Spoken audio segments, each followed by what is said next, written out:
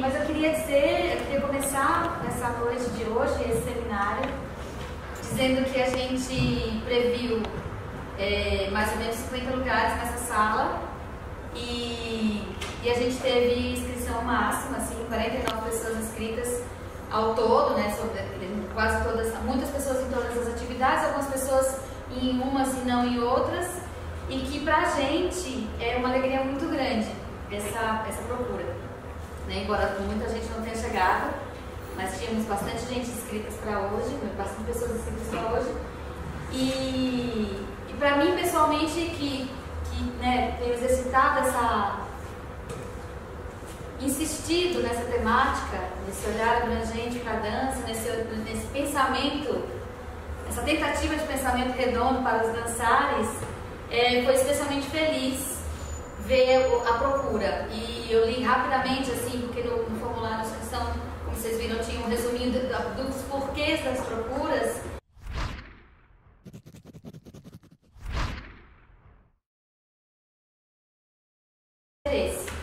Então foi bem alegre para mim essa busca das pessoas, né?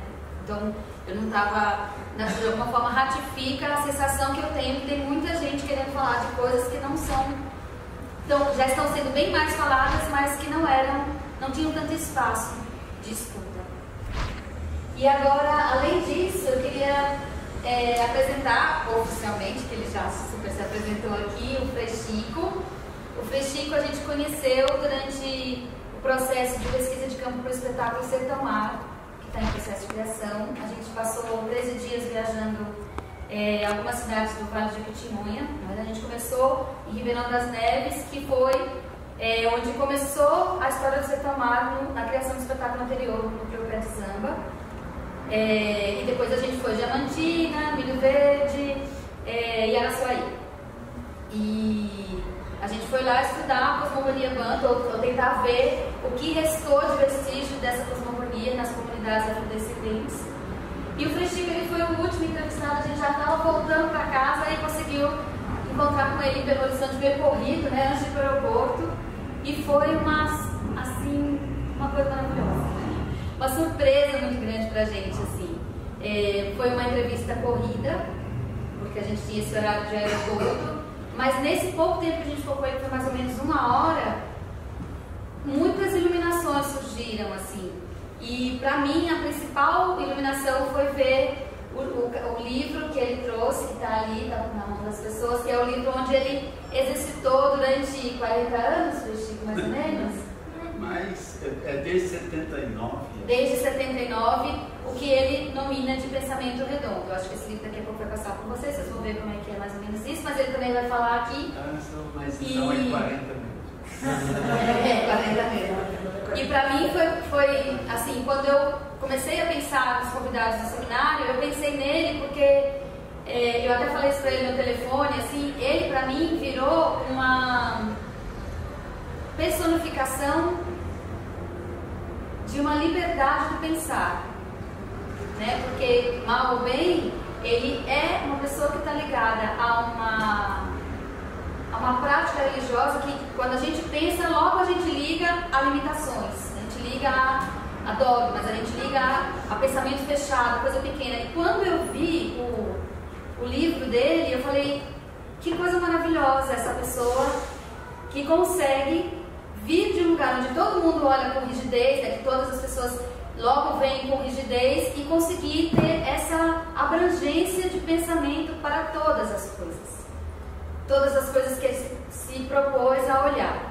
Então, naquele livro se fala de cultura africana, se fala de batuque, se fala de carnaval, se fala de sexualidade, se fala de muitas coisas que a princípio seria um grande tabu para o religioso e que no caso dele é uma coisa linda. Como ele se propõe a não engessar o pensamento, a arredondar o pensamento para poder pensar sobre coisas. E como na dança a gente precisa quebrar as pontas e pensar redondo para surgir novos pensamentos para a criação, foi por isso que o Frei Chico foi convidado para abrir essa palestra.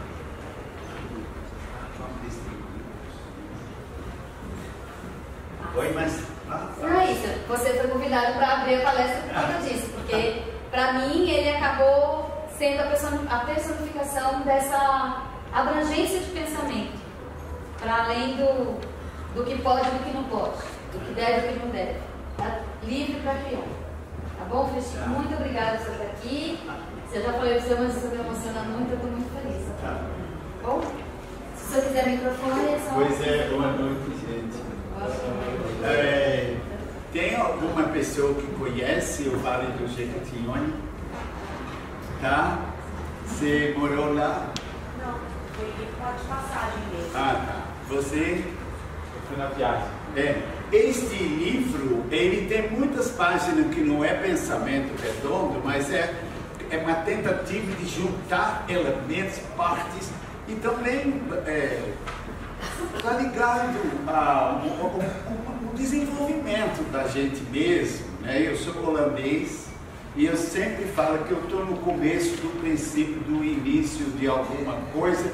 Eu não tenho pretensão mas eu vivi muitos desafios na minha vida. E eu coloquei desafios e o pensamento redondo tem tudo a ver. É uma maneira de você mesmo pensar. De pensar novo, no tempo de agora, sem ser a partir de teoria. Nada mais prático que uma boa teoria. Mas a verdade não começa com uma bela teoria. Para ser verdade, não precisa encaixar uma teoria. Não é? Então, mas eu vivi, por exemplo, eu nasci em 40 quando começou a guerra. Pouco sei disso aí. Quando eu estava bem novo, caiu a primeira bomba atômica. Eu fui criado numa igreja absolutamente estática, com latim, também no segundo grau, eu estudei 6 anos latim para falar a vida inteira, né? E usar, e depois aconteceu o concílio, em que botou a igreja de cabeça para baixo, embora por pouco tempo, que falou a igreja é o povo, e quem celebra é o povo. E o padre tem que ajudar o povo a celebrar, né? Mas a sua experiência religiosa do povo.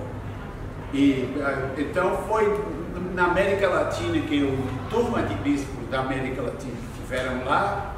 Então eles falaram, vamos reunir para ver o que essas novidades, essa tentativa de levar a igreja para frente, o que significa isso para nós na América Latina? Mas, se a igreja é o povo, nosso povo é pobre, opção pelos pobres. O que significa? Os direitos humanos, mas também a experiência religiosa do pobre com suas formas culturais, todas. Então começou nessa linha. E depois a igreja tem assim umas coisas que anda para frente, depois vai para trás, mas eu tive a sorte de, chegando no Vale, ainda era conhecida como terceira região mais pobre do mundo, nas listas da Unesco, que é confiável. Eu vou mostrar isso aqui. Você chegou lá? 67, 68 já estava lá. E para mim, toda a experiência foi muito impactante. Né? Eu estava pouco tempo lá, teve uma epidemia de peste bubônica, aquela que dizimou a população da Europa, e veio gente do governo federal, da medicina, do ministério, do serviço, que aquilo foi chocante, né? Tinha gente que já comprou o caixão para ser enterrado, não foi preciso usar, né? Bom, eu vou mostrar isso, mas eu vou mostrar um pouco de onde vem essa cultura, como é que o povo vivia isso.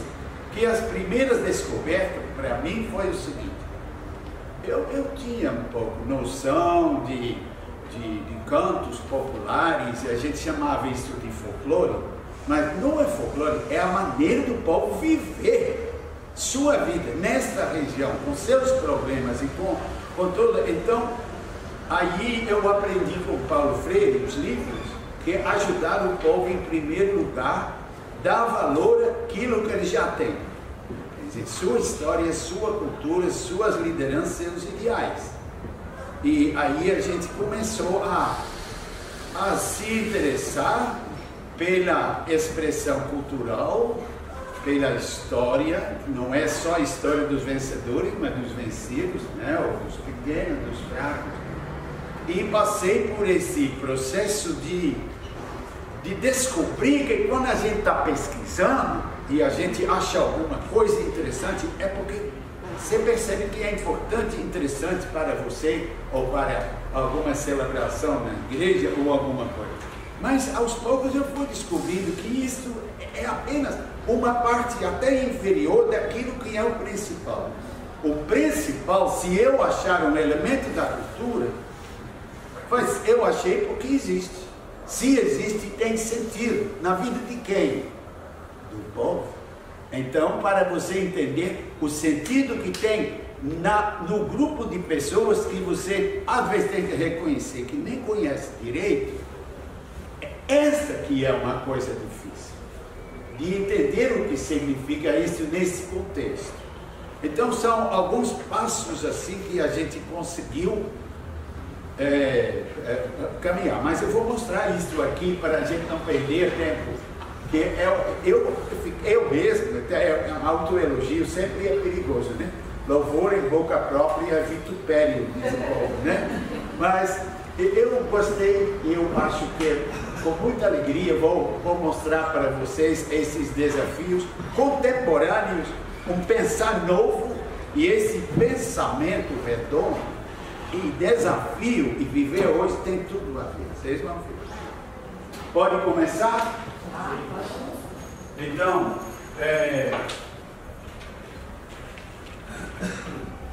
faze bem. Isso é um pedaço de um oratório que eu achei muito bom para começar. Olha, aqui é um pensar e a gente entender as coisas. Eu fui convidado pelo Instituto Jung em Brasília para falar sobre esperança e mistério. E eu pensei, o que eles estão querendo? O Instituto de Psicologia, psiquiatras, psicólogos, esperança e mistério? Alguma coisa da religião? Não. E nós estamos diante de um mundo que está mudando e a gente nem sabe como vai ser daqui a 20 anos. Não sabe. Então, mistério, não saber, a esperança, são assuntos que têm a ver com isto. Então, eu fui escrever um caminho em 7 passos. Primeiro, então, a roda da fortuna, quais são meus mestres que me colocaram no caminho, né? Entre Lira e outra, vão mostrar. Depois tem o labirinto, quer dizer, a verdade se busca. Pensar é buscar a verdade. A verdade, quando você busca a verdade, une pessoas, mas realmente busca, por mais diferente que seja, busca a verdade. Então, aí, o labirinto, que é junguiano, né? Eu fiz para cada passo um ciclo. Né? Então, o labirinto que fala então do pensamento redondo, de buscar a verdade. E aqui tem o bobo da corte. O bobo da corte, esse palhaço aqui, chama-se Freixo. Não é meu palhaço Fuxico, não. Esse aqui é meu lado anarquista. De não ficar preso a teorias, a instituições e coisas, embora tenha certeza. Se eu por exemplo, desentender com a igreja, eu não sei mais em nome de quem estou falando. Se eu não aceitar esse governo que está ali, bom, mas então, como é que vai ter o país funcionando? Pode não gostar, pode não concordar, mas não tem outro, a não ser que se faça uma revolução e quebra tudo. Não, revolta é diferente de revolução, né? Mas de qualquer maneira, aqui, esse palhaço é tipo o bobo da corte. Muita gente não sabe o que é o bobo da corte. Pensa que fazia gracinha porque o rei, muita responsabilidade, era triste, muito sério, então o povo da corte tinha que fazer gracinha para o rei ficar alegre. Tem nada a ver. O povo da corte, ele fazia o rei saber o que o povo pensa dele. E ele não era inimigo do rei, porque ele não desejava, não almejava o poder. E se o rei pedia algum favor para algum dos cortesanos lá, duques, condes, outros, então ficava devendo favor, mas com o palhaço não. Então, eu acho esta posição, também para mim como estrangeiro, eu posso mostrar, né, o que o povo pensa dele, o que eu acho que é bom numa certa, mas eu não vou entrar numa agitação política de um partido, não, eu não sou nem naturalizado, e isso não é por motivos de ideologia, não, mas é porque na Holanda pagaram 40 anos de aposentadoria para os missionários quando voltasse lá, idosos, e se eu me naturalizar, perde 40 anos de pagamento. E agora então você estava ferrado. E vem o seguinte, esse dinheiro é engraçado porque para os franciscanos, os brasileiros pagam INPS, tem que ser o seu, e eu também paguei. Então eu tenho um salário mínimo, né? Apesar de ter pago sobre 5 salários, não é? Eu tenho um salário mínimo que eu ganho igual aos outros freis, por acaso que tem uns que ganham mais, são professores da universidade, coisa assim. Mas, então, nós combinamos assim, não pode ter 2 tipos de freio. Um que tem 2 aposentadorias e um bem mais gordo que o outro e outro que só recebe um. Então, os holandeses combinaram que esse dinheiro nós cedemos para aproveitar obras, seminários, meninos, sei lá, que tem.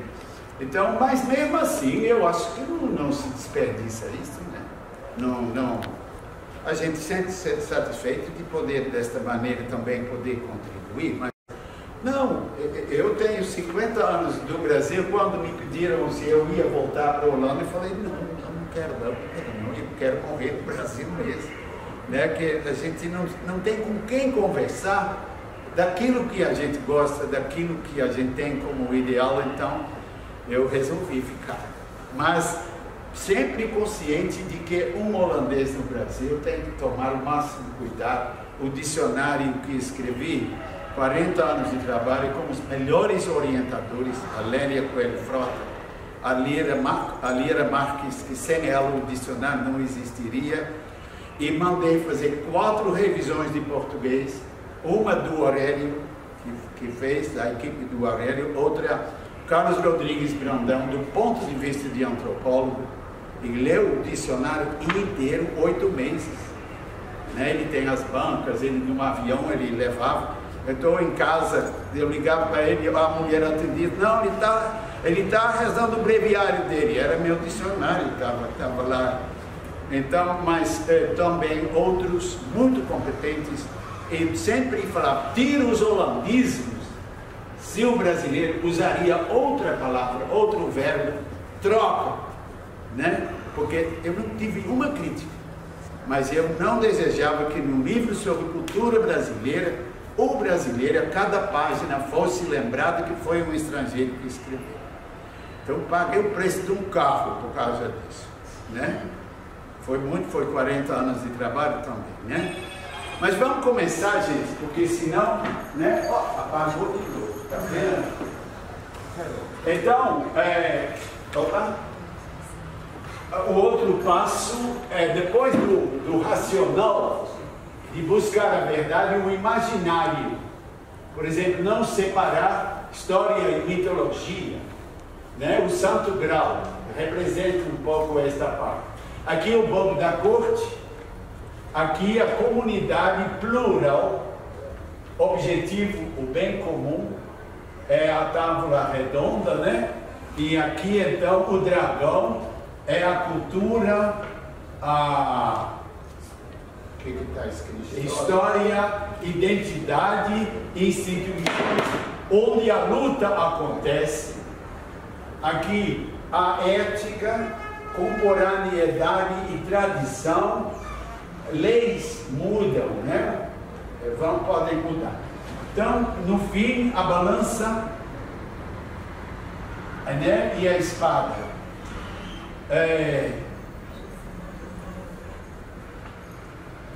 Que esperança, futuro, nova era,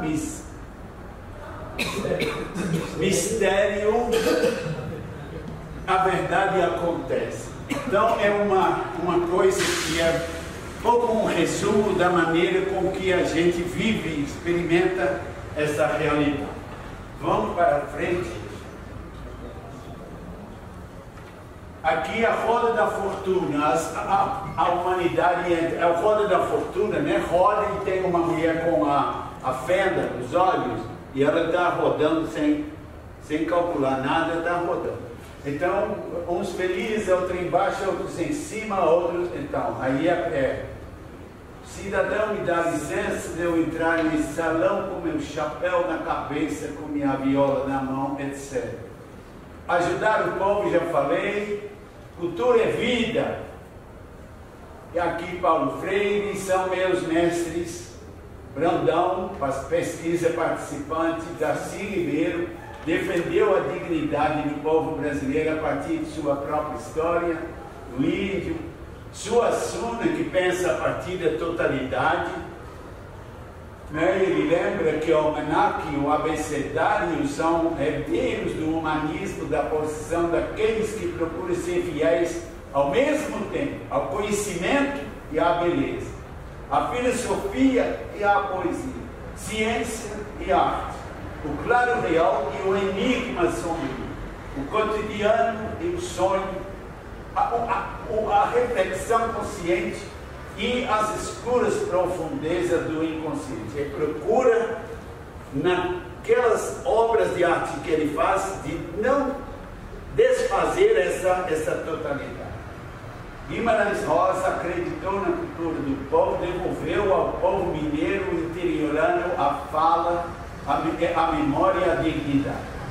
Cada do Jequitinhonha tem sua história, identidade e cultura, de acordo com a realidade e a condição do povo. Então, Jequitinhonha, homens, mulheres, pobres, trouxeram estima para o vale. Por exemplo, Dona Isabel Mendes, da Cunha, que faz aquelas noivas deslumbrantes, Zezia, a dignidade da mulher, Ulisses, história, João Alves, a devoção, a fé dos pobres, Maria Lira, a luta do negro e da mulher, do Vale, Zefa, a história, Ulisses Pereira, que é um dos grandes artistas, põe em evidência a mitologia popular, folias com gatos corais cantam e dançam a vida, etc. O mau violeiro se queixa da viola. Então, isso é um provérbio popular. Aqui, Dona Isabel faz essa noite, muita gente fica encabulada. Você viu essas rendinhas, viu como é que é bonita esse oi? E não vê que ela está mostrando a dignidade das mulheres do vale que estão na desgraça, que tem viúvas de marido vivo, e ela mostra a dignidade da mulher no vale. Aqui numa feira na Universidade Federal, peças, autonomia, mulheres do vale, criatividade e autoconfiança. Aí o poeta Gonzaga Medeiros diz assim: vós, mulheres do vale, lavadeiras, artesãs, rezadeiras, parteiras, parideiras e outras mais, sois todas heroínas. Escreveis com suor a própria história, defendendo a pátria da vida no peito, dividida numa luta quase sempre em glória. Se todas fossem iguais a vós, que tantas mulheres que sozinhas cuidam da colheita, cuidam dos filhos, fazem tudo sozinha, e o marido não volta. Aí a Líria Marques mostra isso, esse sofrimento das mulheres na cultura. Isso que é o forte do vale, que a própria vida deles está presente nas obras de arte, coerente. Coisa simples, está no vestido de chita da mucama, coisa simples está na cafua da aldeia, coisa simples está no suor do lavrador, coisa simples está na panela de barro da feira, coisa simples está no acorde de viola de fita, coisa simples está no gesto da lavadeira ribeirinha, coisa simples está no coração do povo que sangra, que luta e que canta, apesar da dor. A pobreza é como eu vi. Não estou exibindo miséria, não, gente. Eu estou colocando o ambiente que encontrei lá, que mudou muito e para muitos piorou depois que os vendedores de droga, os cartéis foram para a roça, matando o povo indefesa, roubando os animais, destruindo. É uma coisa horrorosa que está acontecendo lá no interior. Roubando moto depois do primeiro pagamento de prestação, a moto já é roubada lá no meio do interior, sozinho. Então é uma coisa horrorosa. E isso, nós tínhamos na casa paroquial uma cozinheira viúva de um canoeiro e que gostava de cantar. E então, a primeira música que ela cantou, que eu lembrei e cantou para o gravador, foi essa. Oh, vida triste é a vida da pobreza, oh, vida alegre é a vida da riqueza. As horas certas tem na cama e tem na mesa. Eu quero dormir um sonho no colo de uma princesa. Ai, ai. E ela cantou para mim muitas coisas no gravador e foi o repertório do coral Araçuaí, dos Trovadores do Vale, que a gente estava escutando um pouco no CD, né? Mas que a Lira, que entrou no coral, sacou isso logo, faz: "Oh mãe, mas o Frei está cantando as músicas que a senhora canta com as lavadeiras na beira do rio." A cidade não tinha água encanada, né? Todo mundo buscava água no rio para lavar, ou então pulava no rio para tomar banho, levava as vasilhas para lavar lá e as roupas. Então aquilo virou, e Lira sacou, está valorizando, nossa. E esse coral, esse ano, com muita honra, está fazendo 50 anos de existência. Só canto o domínio público, com muita dignidade. Aí conto um caso para vocês. Nós tínhamos no coral vários que não sabiam ler e escrever, mas no palco, né, livro na mão com os cantos, e só cantava os versos que estava lá, não improvisava mais. Então o pessoal, os que não sabiam ler e escrever, de vez em quando seguravam o livro de cabeça para baixo, estava lá com o pássaro na mão cantando. E às vezes, quando era a vez deles de cantar um verso, improvisava de cabeça, que esses é que sabia mais, às vezes até assentava logo nenhum do coral, né? Namorando com o namorado delas, uma coisa assim. Então, era uma coisa interessante. Eu pensei, ali você vê que não é um coral parafolclórico, não. É um coral autenticamente representador do povo e da família e das comunidades. Então, mas eu não conseguia gostar, não achava normal essas pessoas que não sabiam ler passar por essa vergonha, né, de os outros ficarem, você viu uma revista com umas fotos, e cortei figuras humanas, pessoas, e em cada pasta colocava um jogador de futebol, mas na primeira página uma moça bonita com um sabonete na mão, ou com alguma outra coisa que eu achava nas revistas, coloquei. Nunca mais ninguém segurou a pasta de cabeça para mão. E não precisava usar uma palavra para mudar essa vergonha que estava acontecendo. Nem sempre a gente é tão feliz para resolver problemas. Então, Dona Filó, que deu muitas músicas para o coral cantar. Que a escola, 3 meninos no banco, a borrachinha perto do primeiro menino, que ele escrevia o caderno, depois apagava e escrevia de novo, né?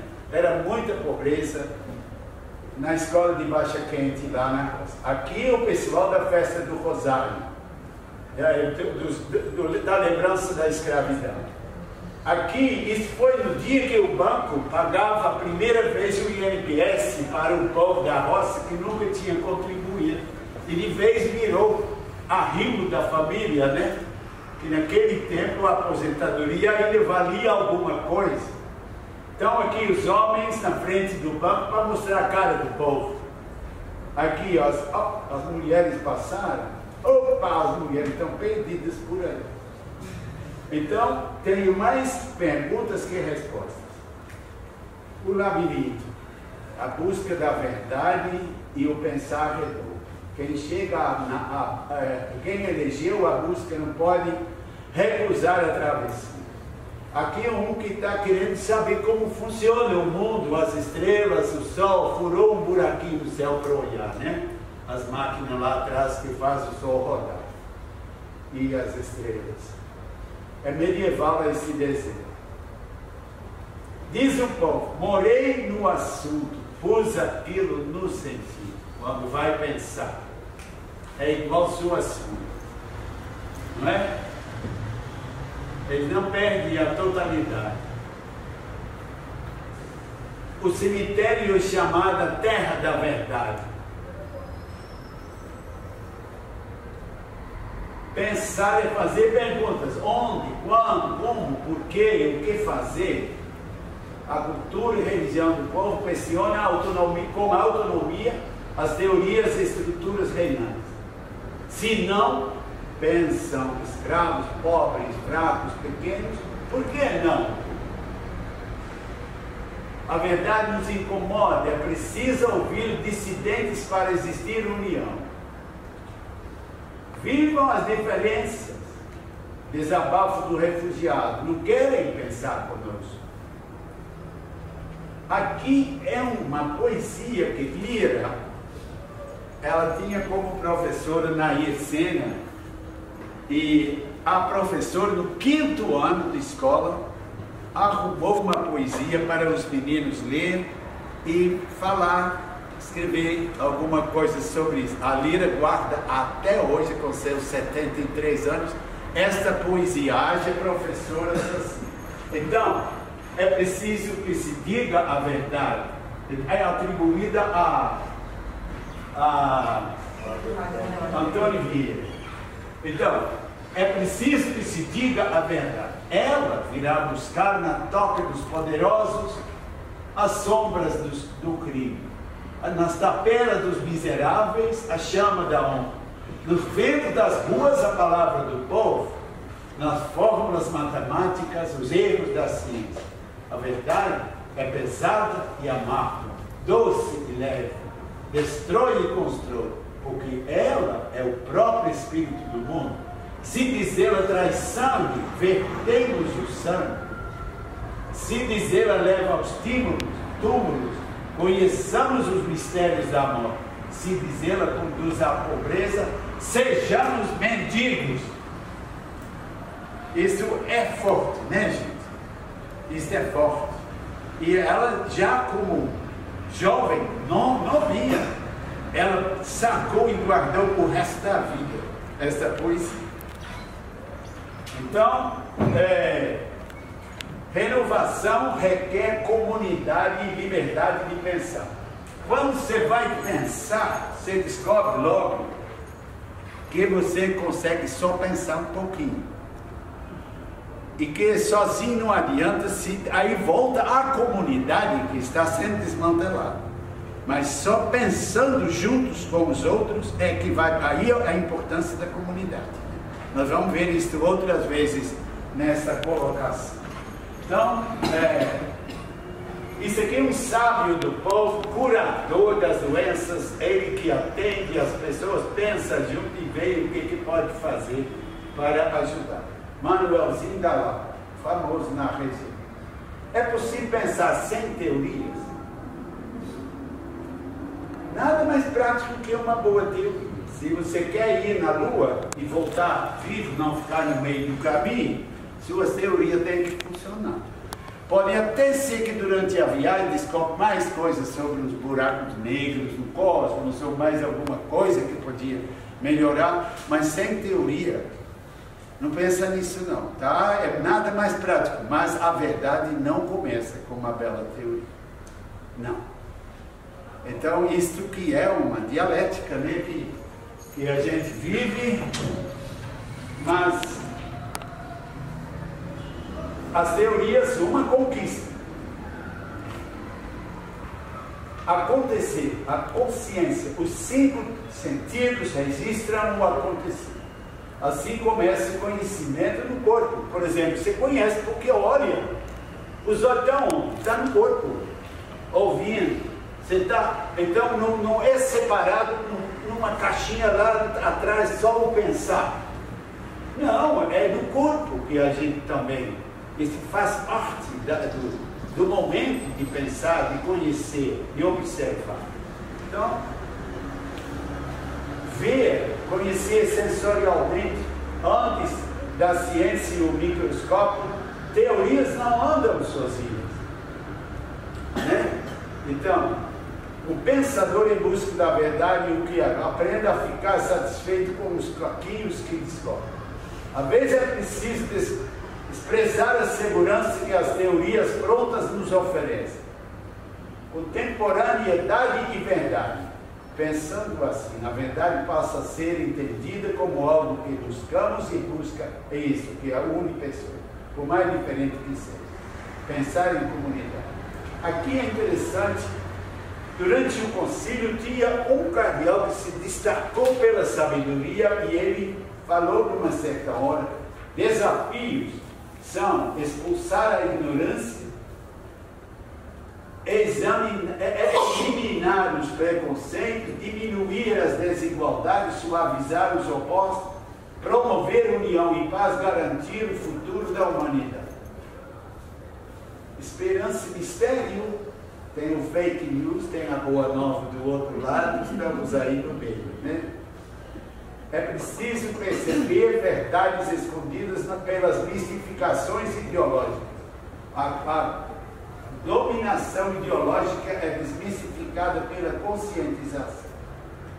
É preciso provar a verdade, é viver o que se prega, é praticar o que ensina, é cumprir o que promete. Temos lote à venda na Lua. Aproveite, espetacular, mas quem é o dono de lá? Ô compadre, esse negócio de ser dono das terras aqui, vamos estudar como ele começou isso? Portugal aqui chegou, tomou posse, os índios têm outra cultura, os quilombolas também, e diz sadomingas, lavadeira, pobre, amiga da Lia. Ela disse, a terra o pobre tem. Os grandes dizem o que comprou. Agora, de quem comprou, não sei. Na mão de Deus não foi, porque Deus não vendeu. Ele deu para nós todos comer. Ainda vai haver um tempo que Deus vai perguntar aos ricos na mão de quem eles comprou. Isso é a lógica do povo que não precisa de grandes teorias de socialismo, que também tem seu valor, né? Mas essa mulher sacou o cerne da questão, né? Isso é muito interessante. Pensar é agora. Então, por exemplo, esse sinal no chão do carro, o cara estava querendo tomar um banho naquela lagoa e depois se lembrou que esqueceu o calção, né? Aí na mesma hora pensou e voltou para trás. Pensa, né? É lembrar, querer, resolver e fazer. Crise. O que está acontecendo? Por que isso? Ecossistema em perigo, imigrações de refugiados em massa, mídia total, ciências e artes sem rumo, crise, etc. A boa colocação dos problemas é da maior importância na busca de uma saída. Quer dizer, gastar tempo para colocar bem o problema, porque senão, tudo que você vai inventar, se não for bem colocado, você não vai achar uma solução boa para a crise global, soluções globais. Reciclagem das ideias. povo na universidade, independência de pensar, ir lá onde as coisas acontecem, coragem de dialogar, humor. Aqui o povo na universidade, Maria Lira, dando aula na Universidade Federal de Minas Gerais em Belo Horizonte. E nós dois juntos demos aula 3 dias sobre o pensamento redondo. 3 dias, de manhã, na parte da manhã, mas foi muito fantástico o encontro hoje.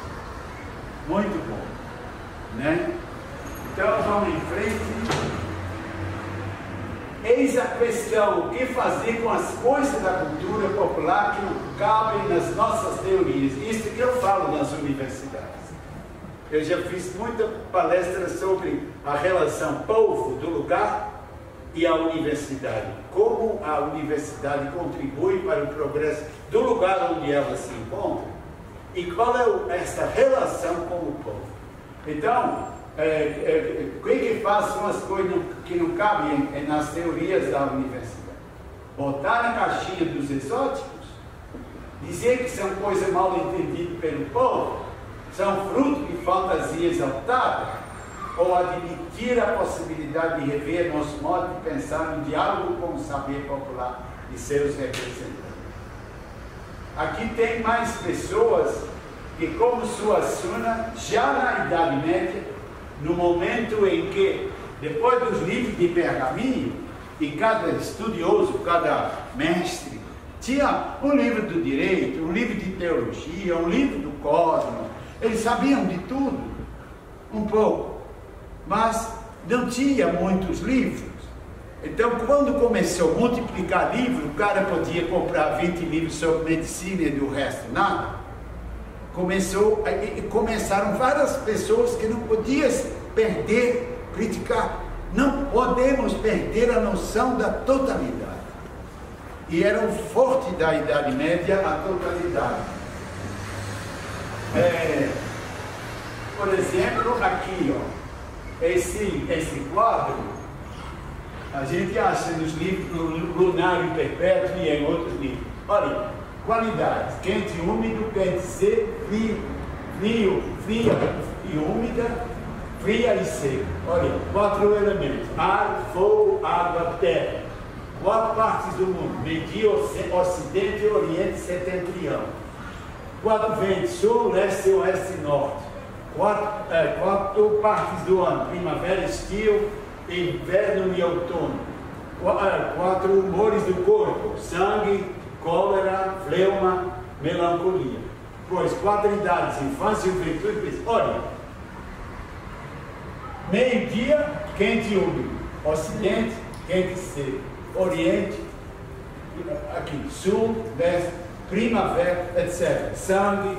Então, para tomar remédio, eles levavam em conta os diversos fatores.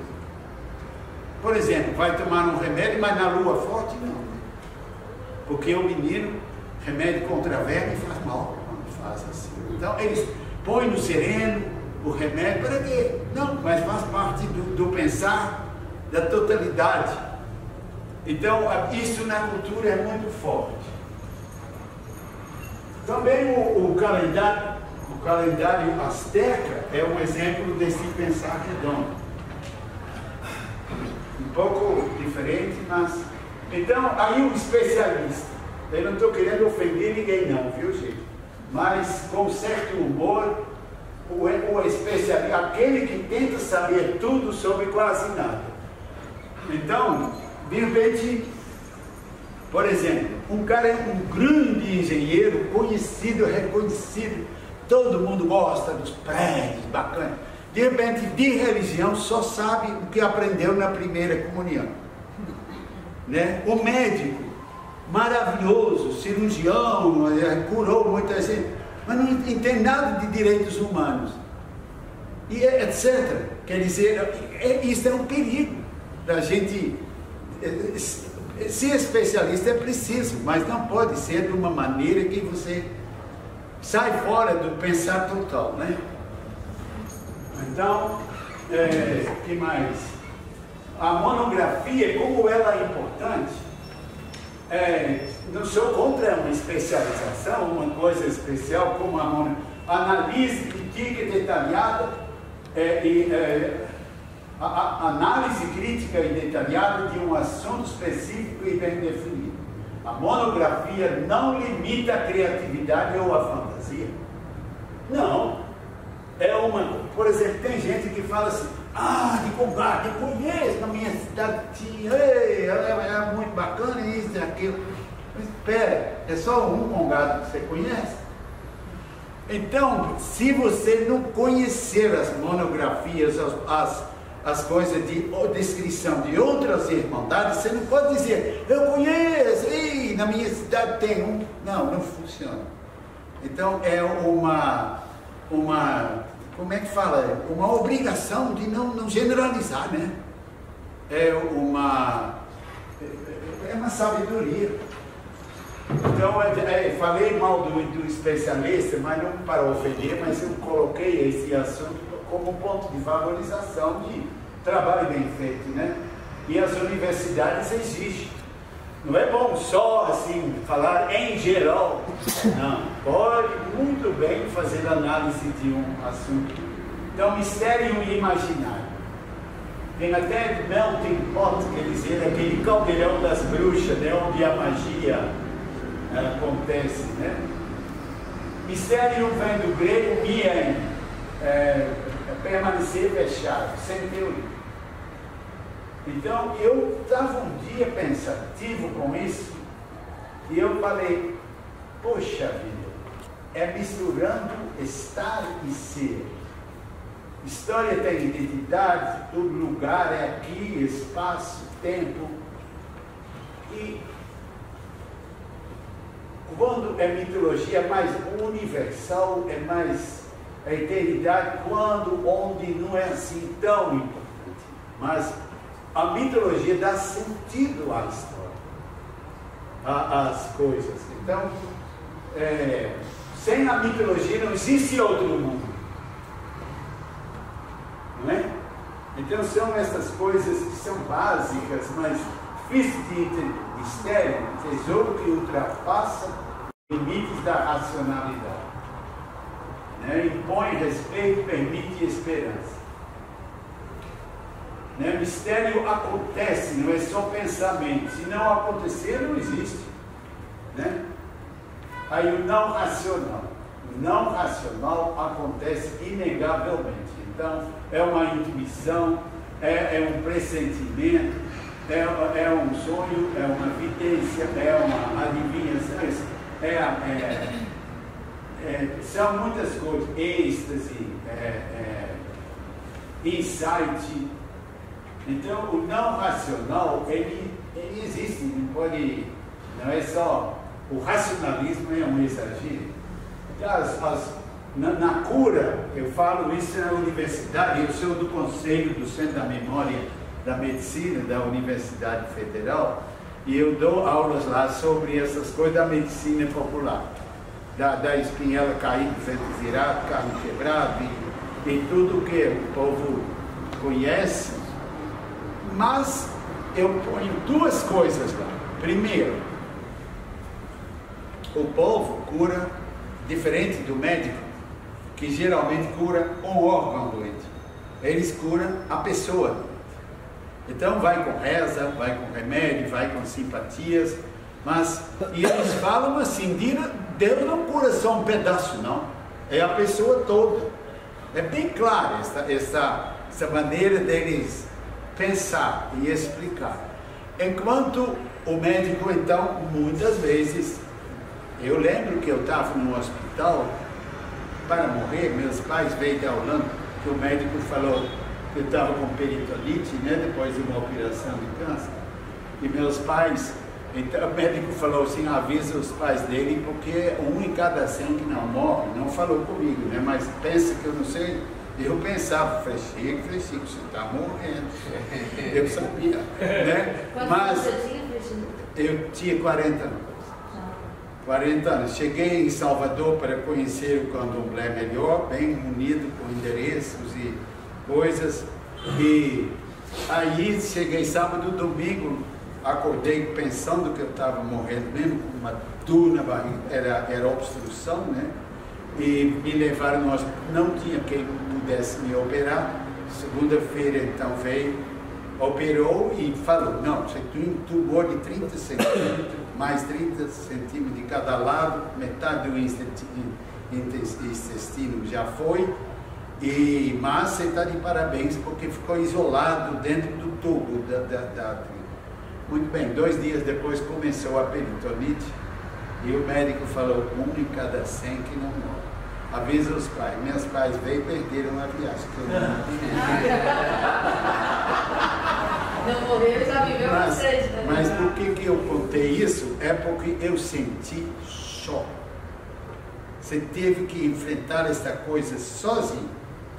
Não tinha um psicólogo, não tinha outra pessoa para te acompanhar. Então, a benzedeira, ela tem uma outra maneira de lidar com a doença. O segundo ponto que eu sempre falo nesses cursos é que a diferença entre a medicina popular e a medicina do médico começa no apontar das causas. Quer dizer, o que fez essa pessoa? É mal olhado? É a mãe que rogou praga e o menino está doente? Então o tratamento é de acordo com a causa. E para o médico também. Então eu fiz lista das causas mais comuns, que eu não sou médico, sou gente, né? Mas aí as causas mais normais apontadas no hospital, câncer, tumor, micróbio, não sei o que mais. Então, e as causas que o povo aponta, estupor do fogo, né? Ou que a lua, ou outras coisas que eles apontam, e vai combater aquilo que é a causa da doença. E ali começa a aparecer o início da diferença da medicina popular com a medicina oficial. Isso é muito claro. O resto é estudar, aprofundar, ver como é que os dois podem se encontrar. Mas então foi uma coisa que as simpatias tem muitas. Para tirar uma foto assim, você coloca em cima de uma mesinha de vidro e põe uma lâmpada por baixo e dá uma foto espetacular. Aqui a história e a mitologia são inseparáveis. Ambas falam da mesma realidade. Mitos, ritos, símbolos são frutos da inteligência humana e são criados como gosto. Para quem acredita no mundo encantado, a ciência é um dos caminhos da magia. Aqui, ó, o impossível acontece, alma aparece.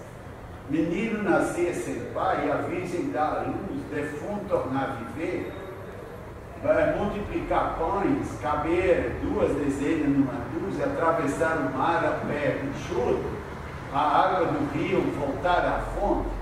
O impossível acontece. Com bom senso desconfiamos do impossível, né? Esse cachorro de cimento, né? O racionalismo surgiu depois da filosofia escolástica medieval, ampla, mas simples, mas desde o século XVI, Descartes, né, considerado como fundador do racionalismo moderno, sua filosofia diz: penso, portanto, existo. Eu já gostaria de dizer: amo, portanto, existimos. Não é? É diferente. O racionalismo exagerou. Inteligência e amor não se deixam separar, senão você vai inventar coisas para matar, para prejudicar, para aumentar a desigualdade. O velho Hegel dizia que se a realidade nos parecer irracional, para compreendê-la, necessitamos inventar conceitos irracionais. Por exemplo, utopia, do grego, lugar que não existe. Topos, topografia, né? Topos é lugar, e A significa negativo, não existe. Né? O, não, o. Então, ou, por exemplo, terra sem malas. É mais próximo, mais perto. Né? É do índio, dos índios, dos Guarani.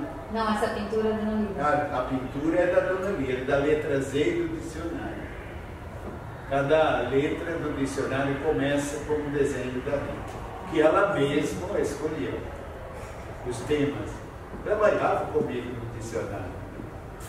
Tinha toda a autoridade para do mistério nos aproximamos com sabedoria, com ritos, mitos, símbolos e com respeito. Os cultos afro personalizam as forças da natureza. O Jorubá tem orixás, os Andos, indígenas, os Jeje, vodus. Não é? A mitologia popular, não, isso é diferente. A mitologia popular ensina que todas as coisas essenciais existem desde o começo. A mesma coisa, princípio do mundo. Né? Diz em Lima Duarte, a procissão das almas vem do começo do mundo. O Romeiro de Bom Jesus assegura toda a vida, desde o começo do mundo, quem vem para Lapa vem com o chapéu forrado. Então, Taubaté, os devotos declaram que a dança de São Gonçalo é desde o começo. E Jesus recomendou a Adão, nas histórias, Adão, pai da humanidade, que desse a bênção somente com a mão direita. É assim que a religiosidade valoriza a mitologia. Mas deixa eu ver. É muito interessante isso, porque como é que surgiu uma história como Adão e Eva? Como é que surgiu?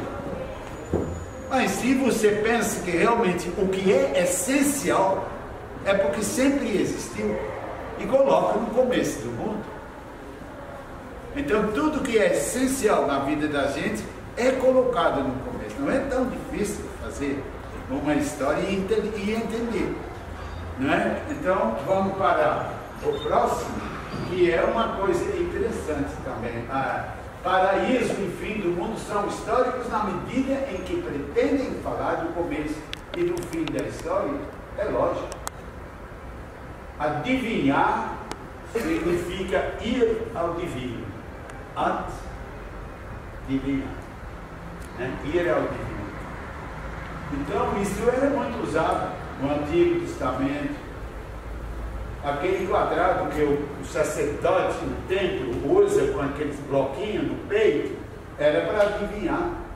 Os apóstolos praticavam sortilégio quando tiveram que escolher um no lugar de Judas, tiraram a sorte. São Francisco também. Ele pegava a Bíblia, abria, olha aqui, ó, né?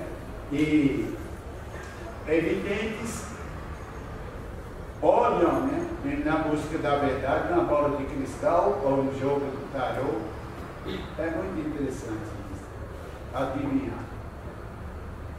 A religião acontece entre história e mitologia.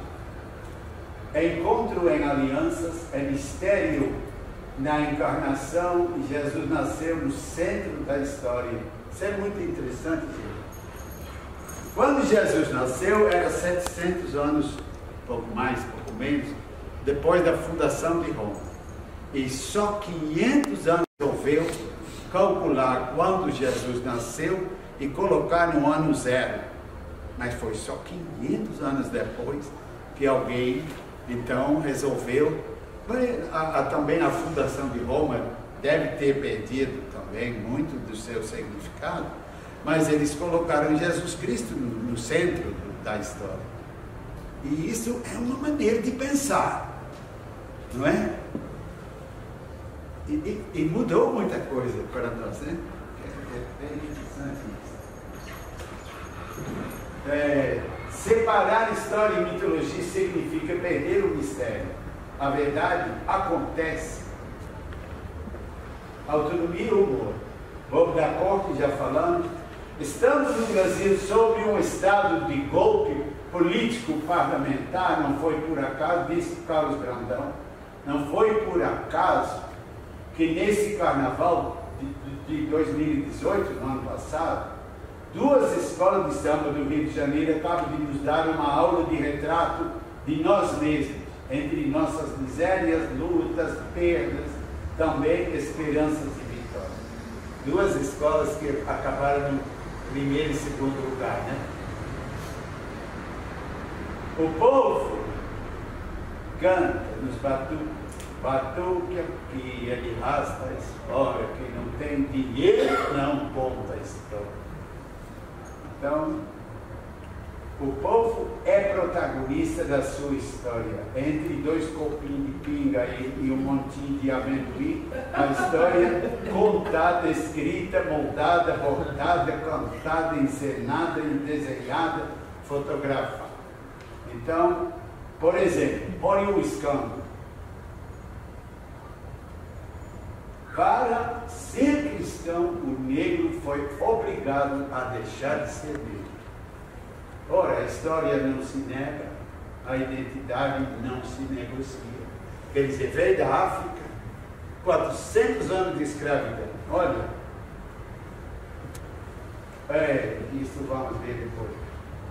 Eu queria dizer, olha, a Páscoa, a principal festa dos judeus e também dos cristãos, o que é, como é que começou? Foi a memória da escravidão e de ganhar uma terra. A Páscoa, o cordeiro, o sangue passado nas portas, e é a grande memória da escravidão. Por que eu digo? Não tem nada para comemorar. Claro que tem. Então é um escândalo que o negro, para ser cristão, simplesmente é negado que tem a história. Então eles, com muita tranquilidade, vão nos terreiros, celebram separado. Que eles têm certeza que não pode proibir, não pode dizer que essa história não aconteceu. E nós temos um elemento que é pouco percebido. Quando Jesus, na última ceia, tomou o pão e o vinho, ele falou fazer isto em memória de mim. É essencialmente uma celebração de memória. Só que na celebração da memória, o passado se torna presente. Então nós falamos, esse pão é o corpo de Cristo. E não só simboliza, eles brigavam com outros sobre isso, não acontece. Mas não é só na missa, nos terreiros de Candomblé, ninguém explica, nenhum psicólogo explica o que é o transe. Mas eles também, como nós tomamos pão e vinho, porque Jesus tomou historicamente, põe uma roupa que de alguma maneira lembra uma roupa daquele tempo antigo, pega o livro antigo e lê as palavras como foi falado, celebra historicamente, torna-se presente. No Candomblé é a mesma coisa, os tambores, os cantos em africano, a coisa, e de repente entra em transe, psicólogo espírita examina e fala assim, não, é um pai de família muito bom, ótimo profissional, não tem nenhum problema, mas só que em algumas pessoas o passado se torna presente durante a celebração. E não é só em religião, o psicólogo que faz regressão com o paciente de algum trauma que ficou da história de antigamente, de repente na hora de lembrar toda essa memória detalhadamente, o paciente começa a se comportar como uma criança no útero. É o passado que se torna presente, é uma coisa que a gente tem que aprender e entender como é importante. Que, por exemplo, na China não se vai celebrar a missa com arroz e chá, porque nós estamos partilhando, não, esquece o essencial que é na celebração da memória, o passado se torna presente. Eu acho isso é uma coisa muito importante para se lembrar. Também para o negro. Veja aqui uma poesia de uma pessoa, uma senhora poetisa de Moçambique, mas que fica no Brasil. Ela disse, num livro que se chama Testamento de um Escravizado. Então ela tem várias coisas que vai dando, deixar para a pessoa, né? Então, a parte 6 diz assim: deixo-te o orgulho de existir. Deus fez a África por amor e não por engano. És a mais perfeita imagem do Criador. És negro e forte, negro como a nuvem negra que traz a chuva, negro como a terra negra prenha de fertilidade, negro como a noite onde residem os segredos da criação. És o milagre que Deus criou, berço universal que gerou a pródiga humanidade. Na tua luz e sombra repousam sabedorias antigas. És o celeiro dos invasores e a sobrevivência do mundo. És o jardim onde vidas em flor morrem calcinadas, onde corpos estalam no fogo posto como folhas mortas. Forte, né, gente? É forte esse texto. É pensado mesmo a partir do negro, né? Então, em Araçuaí, o povo da festa do Rosário, os negros cantam. Esses pretos, se soubesse a força que o negro tem, não a tolerava cativeiro de ninguém. Ou então, Deus ajuda quem me comprou, o diabo leva quem me vendeu. A desordem faz parte dos rituais dos povos. Como é que aquela fez? Dona Maria não sabe lavar? Dona Maria não sabe lavar, o sabão é preto, não quer esfumar. Dona Maria não bebe não, debaixo da cama tem garrafão. Desordem ritual, face, diz Pierre Sanchi, face ao sagrado em regulação, tudo determinado, rituais, a festa do povo instaura o sagrado da transgressão. E isso é muito frequente. Tem uma autora que escreveu sobre os rituais no Rio de Janeiro, os rituais de rebelião que acontecem na parte religiosa das festas populares. Tem a fartura, desordem e irreverência, também na folia, os palhaços, carnaval, o casamento da roça, quando a mãe da noiva, todo mundo está, o tabelião, o padre que quer falar primeiro, o tabelião que quer ganhar o dinheiro, não sei o que mais, tudo é avacalhado, é a desordem que faz parte da festa popular. Festa do povo não é público, é o único dia certo do ano. Testamento de Judas, que põe publicamente, dá o pinico para uma pessoa que precisa, sei lá, se cuidar melhor do corpo, não importa quem é, de público é denunciado e recebe seus presentes. Ali em plena praça pública, né? Tem as pastorinhas como o velho, que fica namorando as meninas e que não chega para lá, mas faz parte dessa desordem da festa popular.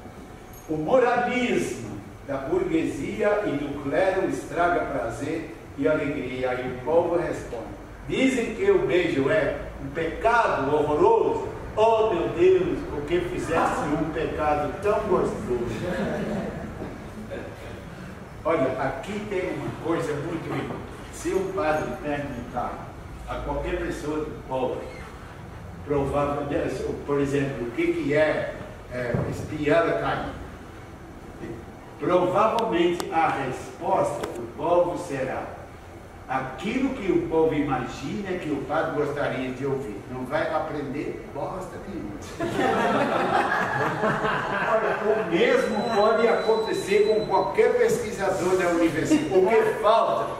O que falta é que o povo com autonomia resolve não confiar.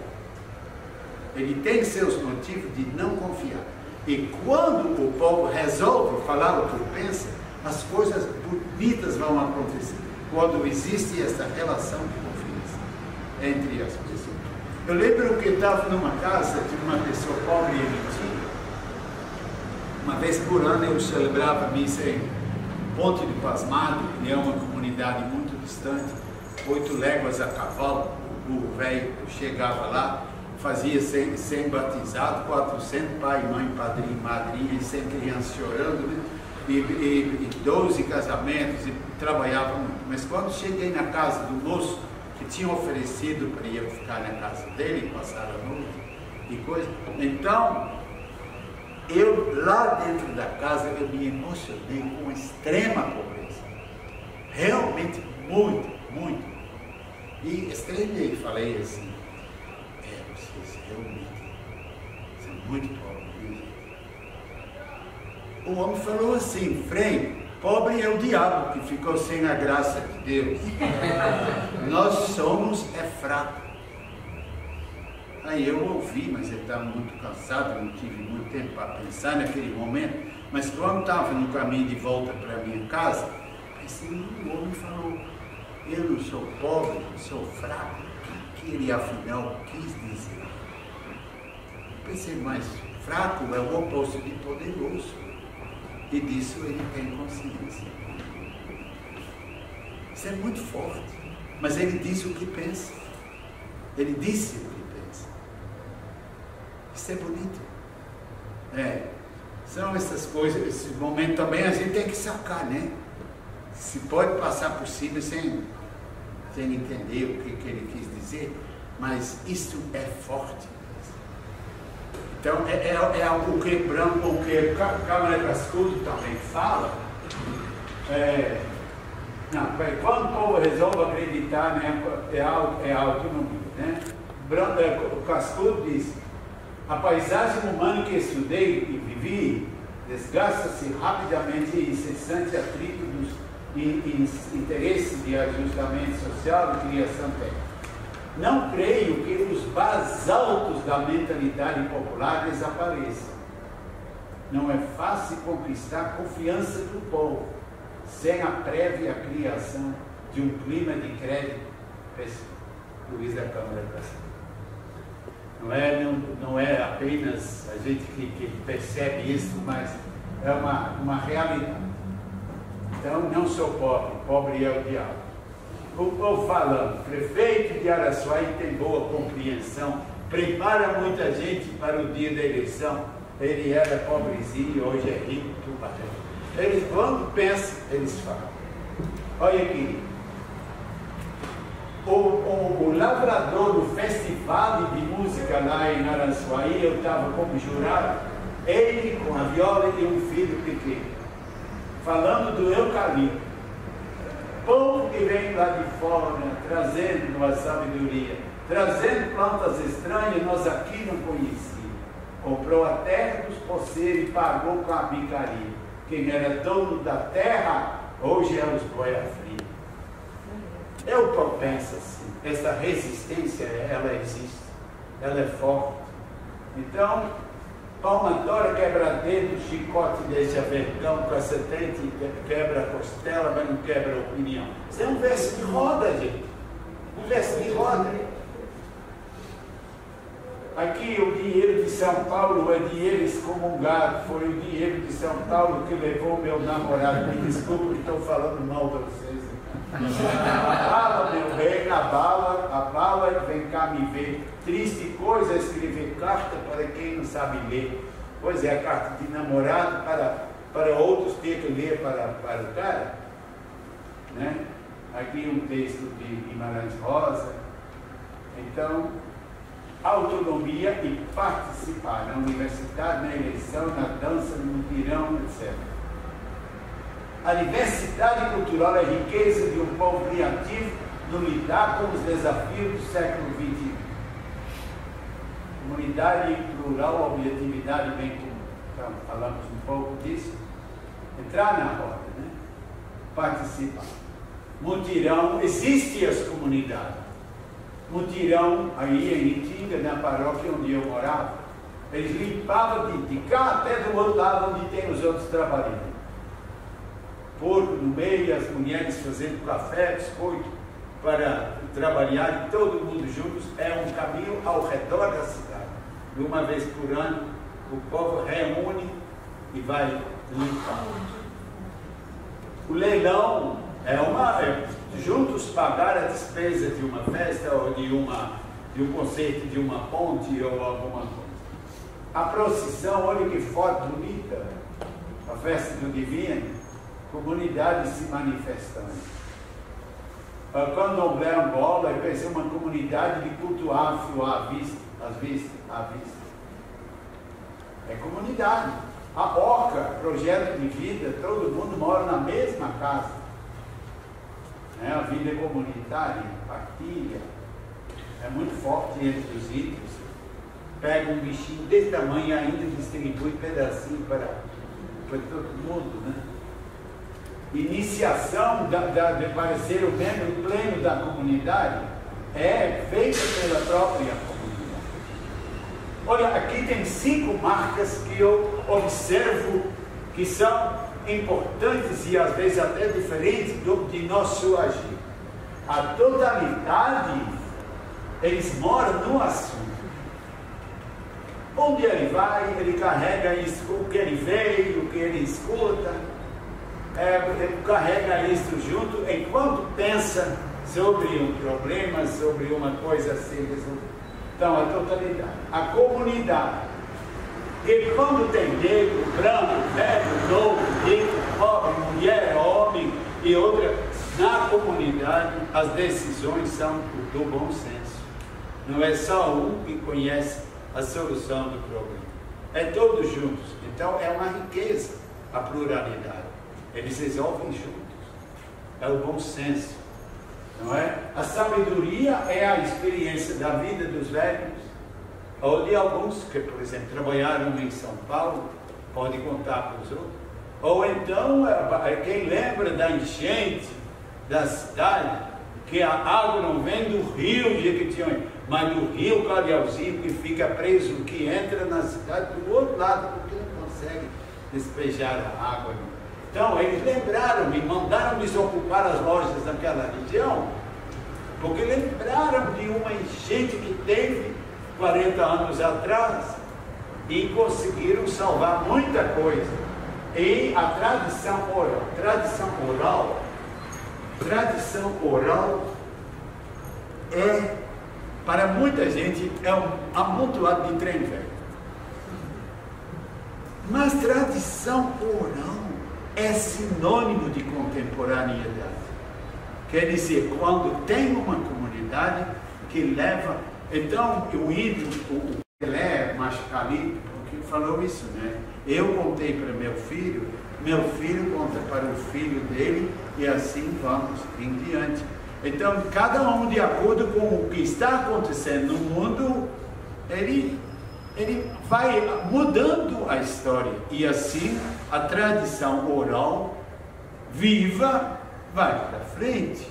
Quando não tem mais comunidade, acaba. Eu lembro de Lira e eu, nós anotamos 500 batuques em Araçuaí, e tinha muito mais para anotar, porque as pessoas brincavam no fundo do quintal, com outros juntos, e dançavam e lembravam os batuques, sobretudo os bairros mais populares. Mas nós tínhamos de pesquisar outras coisas. Eu saí de Araçuaí com 15 mil folhas de anotações, e eu achei que já tínhamos anotado muito que tinha de dedicar a outros. Mas o que tem nesses batuques? Na realidade, trata-se da memória da escravidão pelo próprio negro, pelos descendentes que ouviram, aprenderam dos outros. Então, é do próprio escravo que ficou a memória viva no meio do povo. E eles dançavam muito e levavam para a frente, tanto que nós tínhamos muito. Hoje em Araçuaí, são quase só o coral que canta batuque. Às vezes os da Irmandade Rosário também, mas eles não misturam os cantos da festa do Rosário com batuques. Né? Esses batuques, o áudio, você tem o áudio ou só a transcrição? Nós temos bastante áudio também. E está acessível? Nós temos pouco, às vezes, por exemplo, Dona Luísa sabia muitos, então é ela sozinha cantando um monte desses batuques, outros são gravados.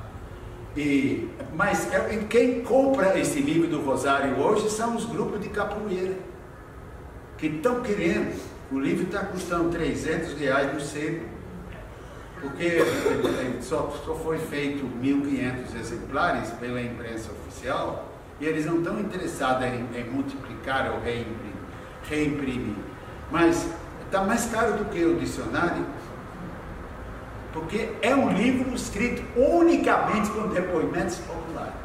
Eu achei o documento da fundação, alguns documentos de venda de escravos em Araçuaí, mas as histórias que tem ali é o próprio povo que contou, e que a gente fez um livro do centenário da Irmandade, foi fundado em 1871.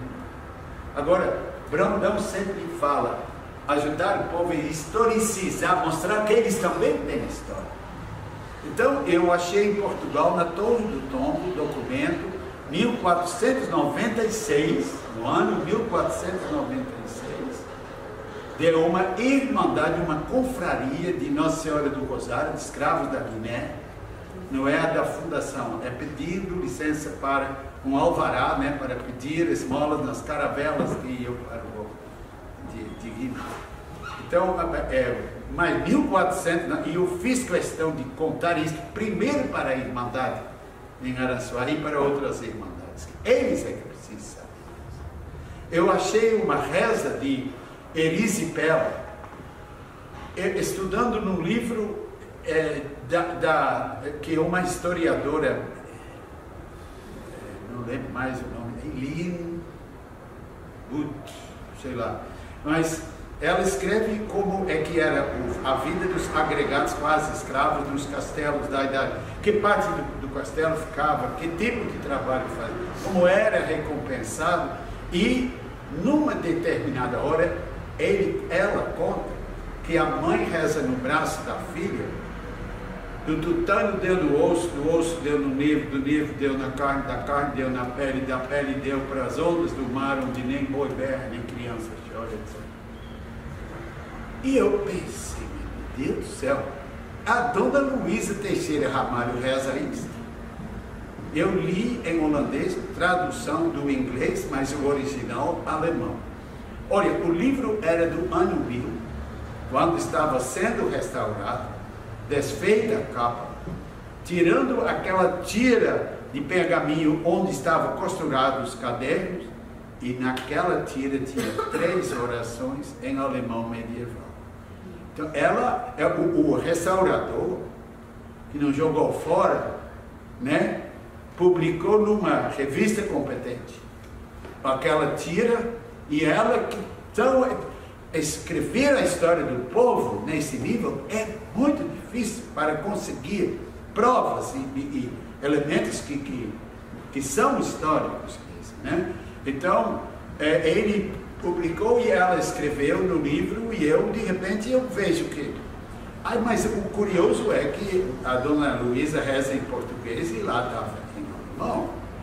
Então o cara era um estudioso, uma pessoa, um outro livro na Universidade de Leiden, que é a mais antiga da Holanda.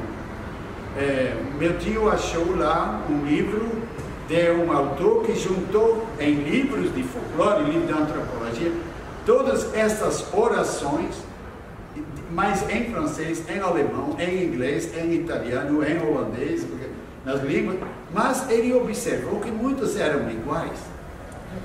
Eu cantei para o clero uma música, Nossa Senhora na beira do rio, lavando os paninhos de seu Bento Filho, que é de ninar criança. Senhora lavava, José estendia, menino chorava do frio que fazia. Não choras, menino, calai meu amor, que a faca que corta dá o... Eu cantei, e um padre italiano que trabalhava na diocese, quase chorando, falou comigo: Frei Chico, minha mãe canta isso em Brecha, na Itália, é a mesma. Não é a melodia, mas o texto. Então, como é que surgiu essa integração, essa troca entre os diversos povos? Então, segundo esse autor, que não é essa dos castelos, mas o outro, ele diz que provavelmente os romeiros que iam para Compostela, ou para Roma, né, romeiro, eles andavam em grupos, e às vezes andavam um ano, assim, e de diversas nações, e eles andavam juntos para não ser assaltados, para a segurança deles. Então eles trocavam a experiência religiosa, traduzindo, e provavelmente essas semelhanças são desse fator dessas romarias e dessas andanças. Mas não deixa de ser curioso poder historicizar e mostrar a importância dessas coisas, né? Eu tive várias sortes de encontrar, que é um pesquisador, de vez em quando tem que ter sorte, né? Tem que ter sorte. Que estou lendo um livro em holandês e encontro a reza, que São Luísa reza, e eu sei, eu conheço. E aí a gente, nossa, que eu vibrei, né, com aquilo. Então, vamos lá ver mais. Opa! Ô, gente, eu não sei se vocês querem, vocês têm tempo para a gente ir mais um pouco? Tá muito tarde já? Tá. 15 para as 9, Tá. Aí, ó, a mídia, né, entre pessoas, comunidades, a comunicação está mudando. Quer dizer, muitas vezes há uma grande massificação, mas do outro lado, você não pode romantizar, querer voltar para trás. Que o povo dá. Quando cheguei ao Brasil, falaram que em 67, eles falaram que 30% da população do Brasil morava nas cidades e 70% no interior. Né? Então, hoje 80% moram nas cidades. Isso é uma mudança que você quase não consegue imaginar o que significa. Então, comunicação, por exemplo, com o celular, ou com o e-mail, ou com outros meios, tem o fake news, tem os abusos, a manipulação dessas coisas, né? Mas você não pode ser tão romântico que você também não entende. O celular mudou o mundo. Você andava 2 horas para deixar um recado que a tia está doente, né? Para avisar. E 200 anos atrás, a notícia mais rápida do mundo era cavalo. Não tinha carro, não tinha rádio, não tinha telefone. Então, para saber o que aconteceu na China, né? Então, são essas coisas que faz a gente pensar, faz a gente refletir. Não pode ser tão romântico, mas sem comunidade não há progresso, não há bom senso, não há. Então, é isso que a gente tem que considerar. Então, vamos em frente. A crise das comunidades ameaça a paz, sem elas desandam a cultura, a justiça, as ciências, as artes, as religiões, a educação, o progresso, tudo. Né? As comunidades são ponto já. Cultura, história e identidade. Então aqui onde a luta acontece, é o dragãozinho. Aí, ó, confessar o quê? Né? Os pecados, a moral, a ética estão mudando, né? Consciência humana. Sempre somos o que somos culturalmente. E a cultura é obra de comunidades. Todo nome de Deus é cultural e histórico. É resultado de uma experiência religiosa de determinado povo, determinada época. Aí os que moram no deserto chamam Deus de fonte. Os que moram na beira da praia, onde tem os peixes, é Deus que dá o alimento. Um povo que é nômade chama Deus de pastor. Um povo pequenininho no meio de outros agressivos chama Deus de grande guerreiro. Então, depende, o nome de Deus é histórico e cultural, também para nós. Senão não existe religião. Então, essa questão, culturas, teorias e instituições são construções humanas. Tá? O homem está trabalhando lá em cima do telhado. Contemporaneidade. Nesse acontecer, o passado não deixa de ser normativo. E o futuro continua nos convidando e questionando. É um pensar e repensar constante. Enquanto a medicina, a democracia e a religião acontecem, torna-se relativa a estabilidade de instituições, ciências, normas, leis, ações. O sagrado é um só. As religiões parecem esquecer que o sagrado é muito maior do que nos levam a crer. Suas instituições, teologias e Deus é muito maior. Tem que ter humor para celebrar. Porque o Deus que tudo criou não cabe nas coisas que nós criamos. Tem que dar uma boa risada de vez em quando, saber improvisar. Não é? Não pensar, oh, errei o ritual, agora Deus não vai. Né? Então, tem que ter humor para celebrar. A riqueza do vale, a cultura do vale coerente com a vida do povo é base segura para seu desenvolvimento democrático e participado. A riqueza cultural do Jequitinhonha explica a criatividade dos artesãos, dos artistas. No entanto, sem comunidades, nenhuma cultura sobrevive. E entrar na roda é participar da comunidade. Aí, a identidade de um povo, de um vale, de um rio. Então, o poeta Cláudio Bento diz assim: rota, ser como um rio, que corre caudaloso, dentro da noite, sem temor, sem sair da rota. Forte, né? É a identidade, né? A busca da... Mas um rio sujo, feio, sem cachoeira, sem nada, aí esse, de repente, não vale a pena ser comum. 3 marcas da cultura do povo: autonomia, pluralidade e contemporaneidade. Cultura viva.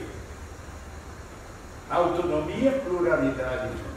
A cultura popular possui uma explicação interna.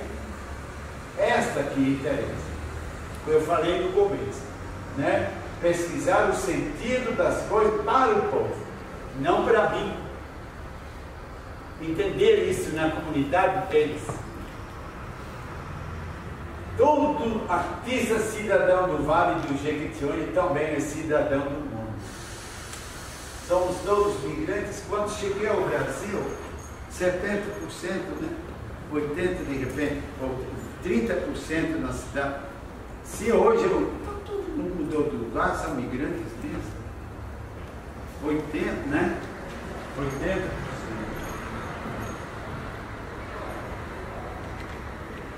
O ponto de vista, favela é solução ou é problema? Para quem não tem casa, solução. Ano 1500, descobrimento ou invasão? Eu estava em Portugal e falei, eu achei um documento de 4 anos antes que o Portugal invadiu o Brasil. Eu falei, não pode falar isso. É outro ponto de vista. Eu estava ofendendo meu hospedeiro lá, né? Eu estava lá no governo. Não gostou. Cultura pura. Olha as lanças com as marcas tribais. Se meter uma dessa na barriga de um, vai com cultura e tudo.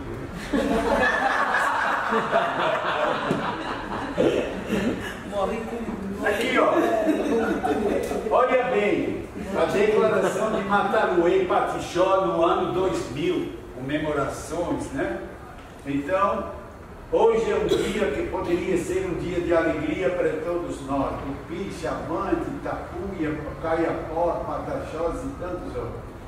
São mais de 90 mil anos em que germinaram mais de 990 povos e culturas com línguas diferentes. Mas apenas 500 anos e esses povos foram reduzidos a menos de 220. Mais de 6 milhões de índios foram reduzidos a 350 mil. É um escândalo. Quer dizer, nós temos de perceber que na época em que nós estamos, tem que reescrever a história. A colonização de invadir, carregar toda a riqueza, construir palácios em Portugal, estradas, universidades, e depois que sai de lá, acusar os outros, vocês não sabem, vocês são pobres, coitados, vocês não sabem governar, vocês não sabem administrar. Isso aqui são escândalos.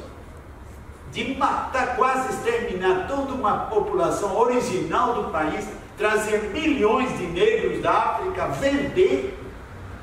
Isso são escândalos, tem que ser indenizados, tem que ser, indenizado é difícil, mas tem que ser entendido e levar a outros anos. Recontada a história. Né? Isso, então reescrever a história. Olha a dignidade desse cara, na festa do Rosário, na frente do rei. É o Felipe que manipula a lança. Aqui, ó, essas comunidades partilham espaço, alimento, sofrimento, amor. É o povo que sofre, que salva o povo. Nas enchentes de Araçuaí, se o povo tivesse dependido do supermercado cheio de alimentos, ele ia morrer de fome. Mas um que não teve a casa derrubada, recebia 4 famílias dentro de casa, porque eu tive sorte e vocês vêm para cá para pelo menos ter um lugar. Nós não fomos na casa paroquial capaz de tirar o carro da garagem e oferecer. O povo é diferente. É o povo que salva o povo nessas horas. Não é? Então, deixa eu ver. Há um só Deus. A pluralidade das religiões é uma riqueza. Opa! Religião acontece. A linguagem do culto é do encontrar. Com Deus é muito. Não é? Com Deus me deito, com Deus me levanto. Porque vai com Deus, meu filho. Né? Sem Deus vivo não existe religião. Né? Aquilo que a gente falou da Páscoa, né? Dos judeus, né? E os cultos afro fazem o mesmo, celebrar a memória. Atualização, isso já foi falado. Aqui há um pensamento redondo em que a gente escreveu. Isso aqui funciona assim: você põe o assunto no meio, depois, sem censura, você começa a escrever ao redor tudo que você associa ao assunto religião, ao redor. Assim, você de repente se eu pensei uma forma, agora escrever isso. Mas escreva assim. Você tem que pensar, que teoria está me censurando para... Pode ser que de repente fica uma palavra-chave importante numa outra maneira de pensar. Então, aí, primeira fase, escrever sem censura tudo que você associa ao assunto que está ali no meio. Aí, isso pode ser 2 dias, 3 dias, não é? Aí depois você pega esse papel com todas essas anotações e começa a fazer link, flechas entre essa aqui tem a ver com esse aqui, ó. Então faz uma flecha. E esse também tem a ver aqui, ó. E esse daqui tem a ver com aquele lá em cima. E esse tem a ver com aquele que já apontou. E começa, quando você faz isso, começa a aparecer uma estrutura naquilo que você espontaneamente escreveu. Não é bom pôr assuntos que você pensa, isso eu tenho que escrever perto daquele. Não, vai escrever. Vai escrever.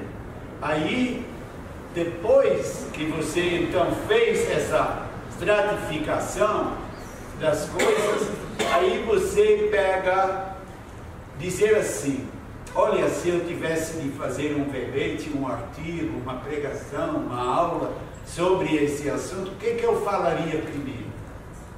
E o que parece uma espécie de conclusão, uma coisa de terminar?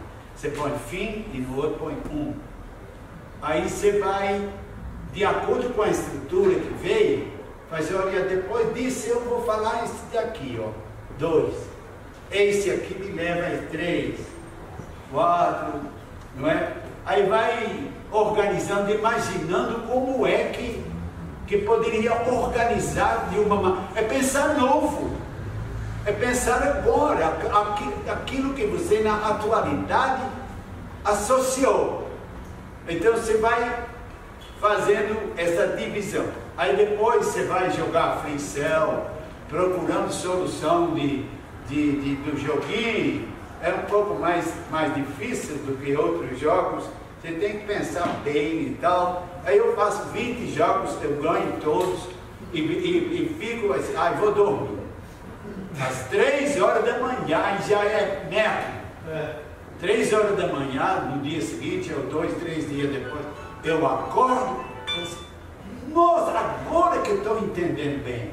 Levanta e vai escrever, que se você pensa assim, não, amanhã eu vou escrever, amanhã você não lembra mais nada.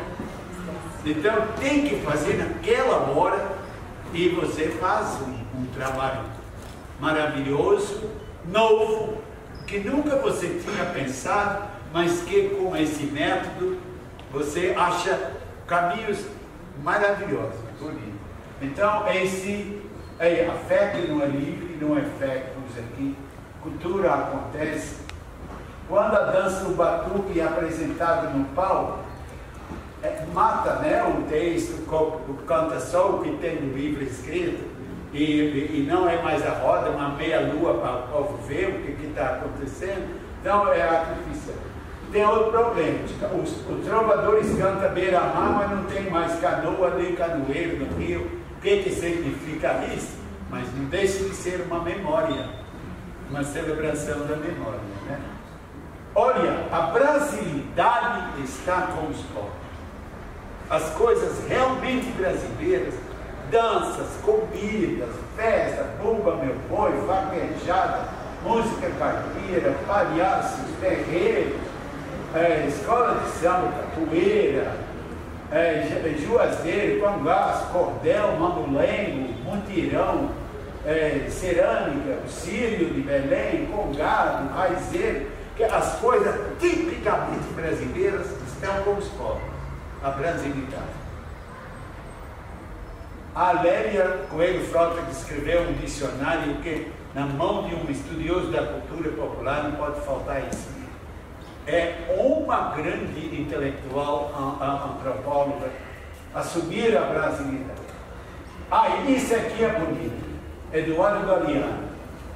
Nossa autêntica identidade coletiva nasce do passado e se nutre dele. Pegadas sobre as quais caminham nossos pés, passos que representam nossa andança de agora. Mas não se cristaliza na nostalgia. Somos o que fazemos e, sobretudo, o que fazemos para mudar o que somos. Nossa identidade reside na ação e na luta. Por isso, a revelação do que somos implica na denúncia do que nos impede de ser o que podemos ser. Fantástico, né? Não despreza o passado, mas forte. Estamos passando de uma era de mudanças à mudança de uma era. É preciso pensar nisso. Às vezes, gente, aqui tem uma coisa engraçada. Tem um freio, igual eu que estava de hábito, sandália, foi pregar uma missão numa paróquia lá longe, no sertão, e ele estava andando sozinho, sandália, cacainho nas costas com uma coisa de comer. E estava andando, né? Aí ele, andando, você pode olhar longe, né? Ele viu lá longe, ele viu um movimento. Pensei, eu vou ter uma boa companhia, caminhar. Quando chegou mais perto, pensou assim, aqui não é gente não. Mas foi andando, né? Quando chegou mais perto, ele viu que era uma baita de uma onça pintada. Ele ficou com medo, e quando chegou perto mesmo, ele rezou. Ó Deus, dê sentimento cristão a esta onça. A onça chegou, ajoelhou, fez o sinal da cruz e falou assim, abençoai, Senhor, esta refeição que eu vou tomar.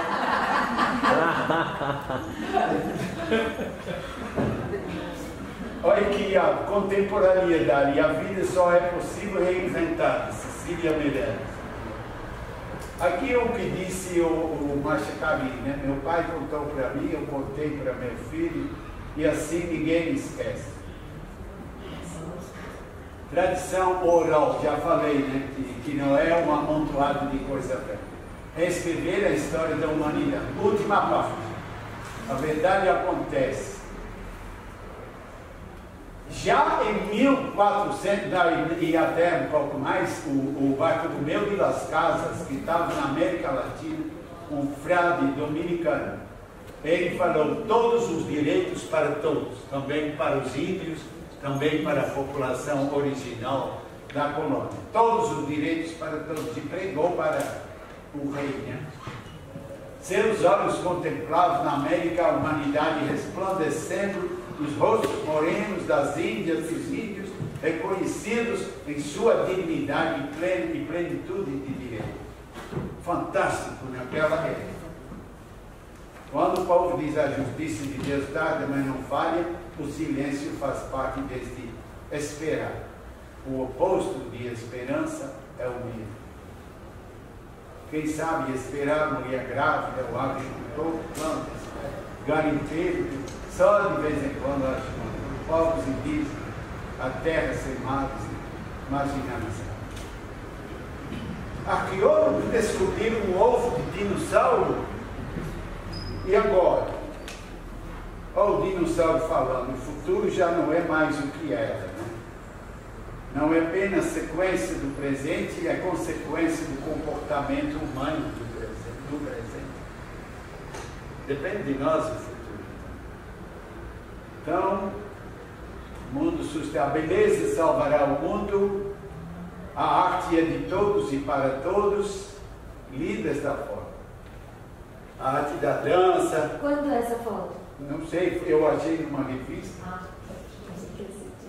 Mas eu fiquei muito encantado com essa. A arte é para todos. Olha aqui, numa celebração de culto afro, eu já participei de tudo com eles, e aí o pai de santo em transe, quando a levaram para Dandalunda, que é o próprio rio, né? A entidade, ele em transe, ele falou essas coisas assim. Enquanto eles ofereceram no rio sujo lá para o Peba, ele falou assim: o melhor presente para Dandalunda, proteger as fontes, não desperdiçar água e não sujar os rios. Quer dizer, eles são aliados na luta, eles não se oferecem, são discriminados e ninguém os convida. Mas é muita gente que pensa assim e que poderia muito bem trabalhar juntos na luta pela integridade da criação, né? Está quase terminando, viu? Ó Vale do Jequitinhonha, te quero verde, te quero lindo.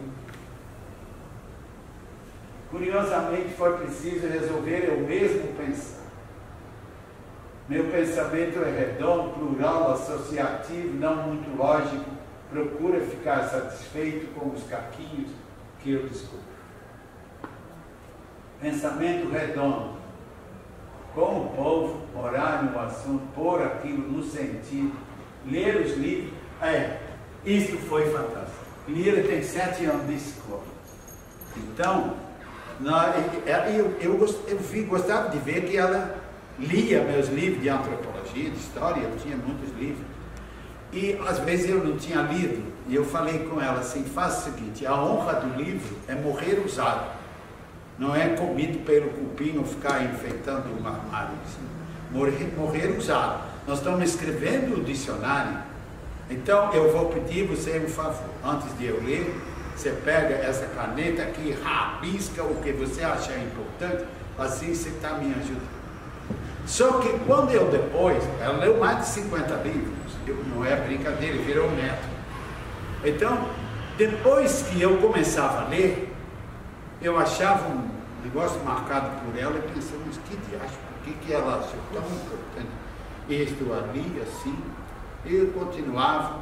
Depois eu pensei: não, está errado. Quem achou importante é ela. E eu tenho que descobrir por que ela acha aquilo importante. E eu aprendi muito. De aprender, de pensar como ela pensa. E foi um aprendizado bonito, muito bonito. Né? Uma grande amizade e a gente lutando junto. 40 anos, né, o dicionário para sair. Mas eu não sei quantas vezes eu tive vontade de jogar tudo pela janela, pensando, eu não sei fazer isso. Não, é muito difícil. Então, vamos ver o que tem no final, que isso é mesmo até o final, gente. Aqui o pensamento redondo. A verdade. Algo que se busca. A verdade existe, a verdade acontece. Historicidade, Deus existe. Experiência lógica e coerência, história e mitologia.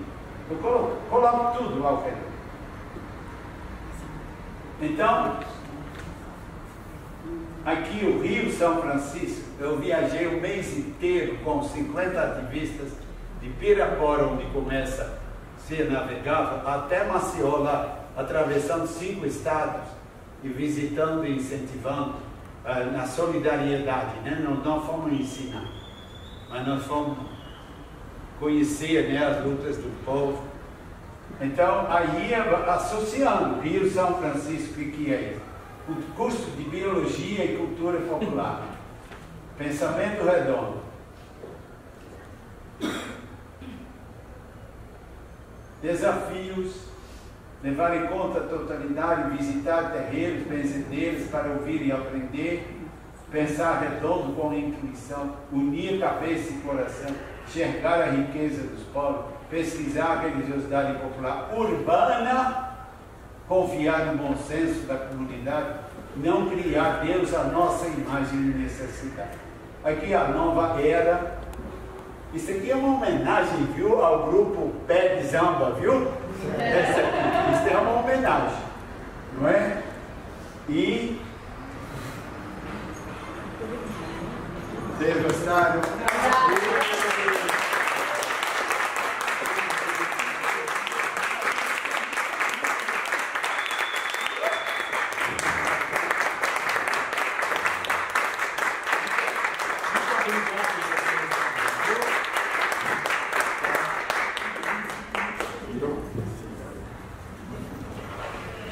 Tá?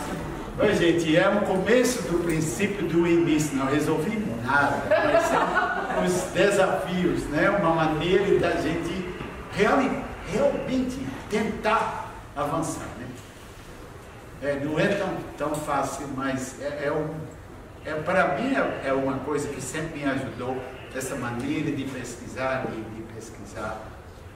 e vou contar só mais uma piadinha. Pode?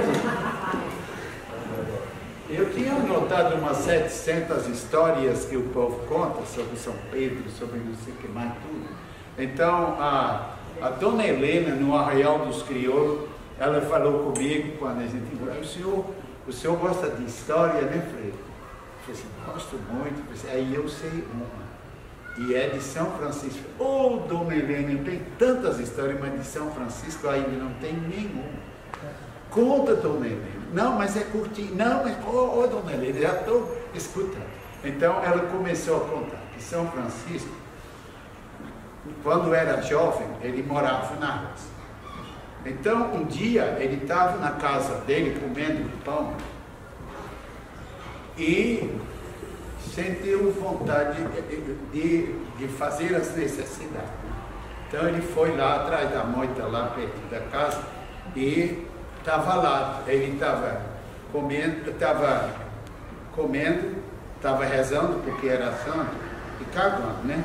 Então, o demônio viu e pensou assim, esta é a hora de fazer tentação a esse santo. Chegou perto da moita e falou assim, mas o Senhor está fazendo muita coisa ao mesmo tempo. O Senhor está comendo, o Senhor está rezando, o Senhor está... Eu já sei disso. Mas o que tem? Eu estou comendo, é para mim.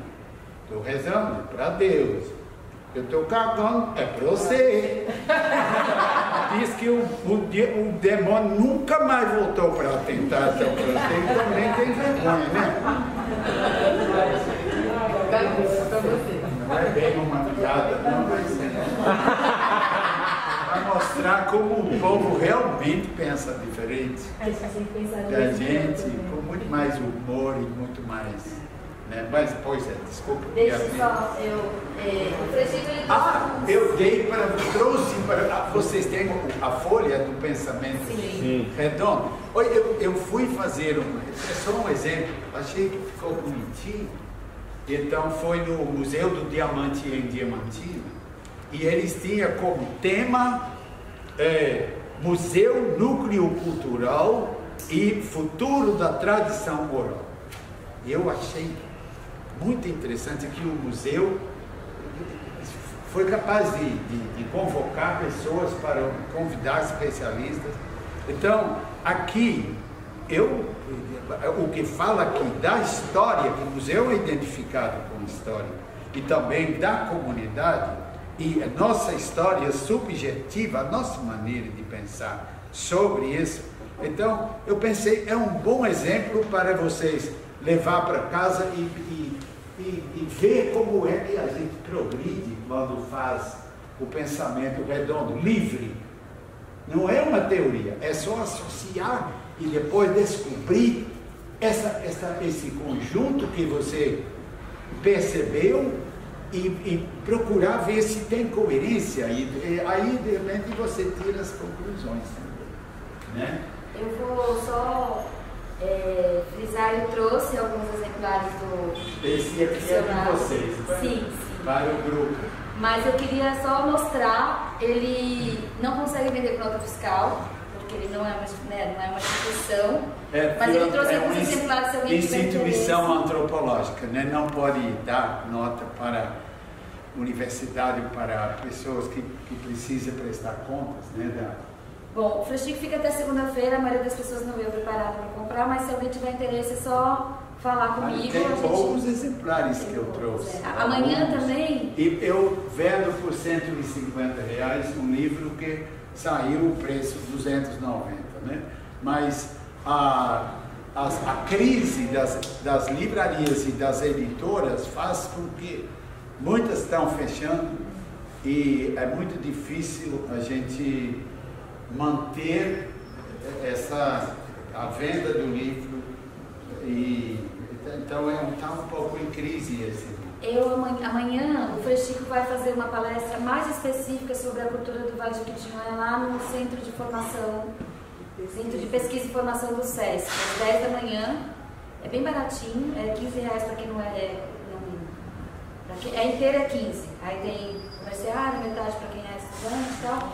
E eu vou levar a minha maquininha do débito para se alguém tiver interesse quiser comprar. Tem alguns só, né? Uns dois. Uns dois. Não, é no Centro de Referência. Fica na 9 de julho, um pouquinho antes, do lado da Fundação.